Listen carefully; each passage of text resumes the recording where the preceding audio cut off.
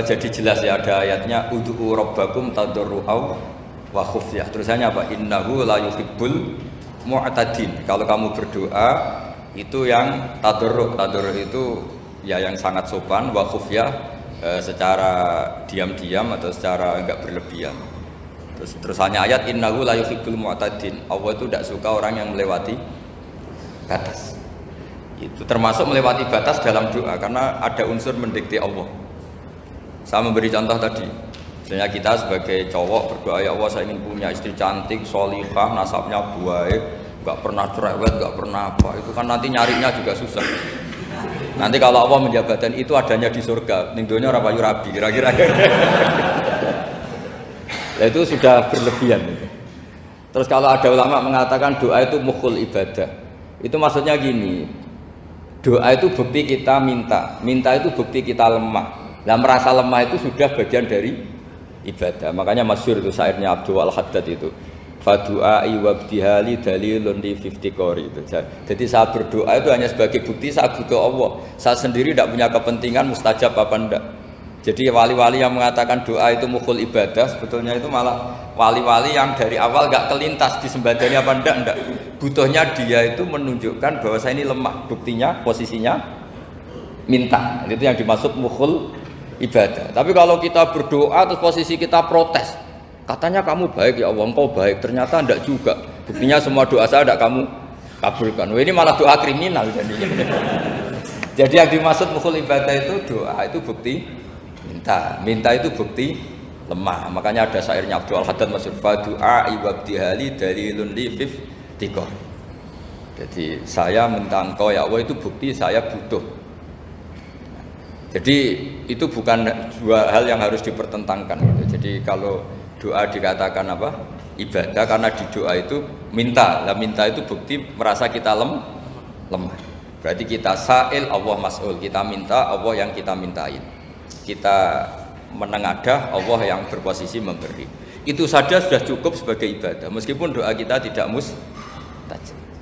Karena memang tadi seperti itu. Kalau di ilmu-ilmu tasawuf itu apa ya, doa itu memang benar-benar sudah mukhul ibadah karena tadi perasaan merasa butuh sama Allah itu.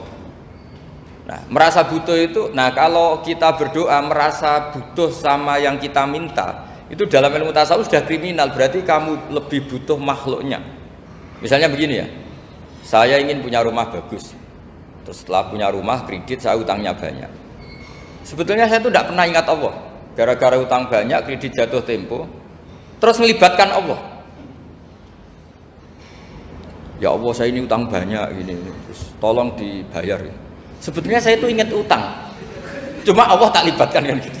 Lah itu tidak akan jadi wali. Yang jenis ini tidak akan jadi wali. Saya ingin jadi dosen, melibatkan siapa ya nanya? Melibatkan Allah, terus malam-malam bangun melibatkan Allah. Itu artinya apa? Kamu itu lebih ingin yang kamu minta ketimbang ingin Allah. Kalau wali itu enggak gitu, kangen Allah, terus tahu Allah itu zat pemberi, karena tahu Allah zat pemberi terus minta.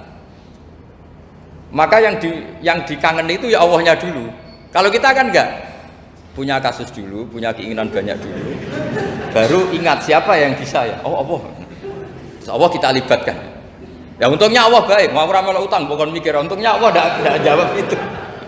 Jadi itu bedanya wali. Kalau wali itu kangen Allah dulu, baru minta. Kalau kita enggak, banyak masalah dulu, baru melibatkan Allah. Nah yang jenis ini tuh bahaya, kalau enggak disembadani mesti ngomel ya. Gusti katanya kalau yang minta kamu kabulkan, ternyata ini enggak. Nanti kalau Allah jawab, kamu itu tidak kangen saya, kamu itu kangen uang, kangen perempuan cantik yang kamu inginkan. Terus kamu melibatkan saya.